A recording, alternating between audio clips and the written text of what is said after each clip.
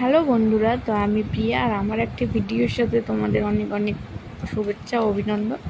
তো তোমরা কেমন আছো? আশা করি সবাই ভালো আছো। তো দেখো বন্ধুরা, আমি এই যে চিকেনটা ধুয়ে নিচ্ছি। তো আমাদের একটি পিকনিক হয়েছিল কিছুদিন আগে, যেটা তোমাদের সাথে শেয়ার করিনি, তো আজ ভাবলাম শেয়ার করি। এই দেখো আমরা সবাই, এদিকে মৌমিতা আর এদিকে আমার বর রান্না করতে বসে গেছে, আর এদিকে হেল্পার সব হাতের গুঁড়ি দিচ্ছে, উনি শুধু খুন্তি নাড়ছে।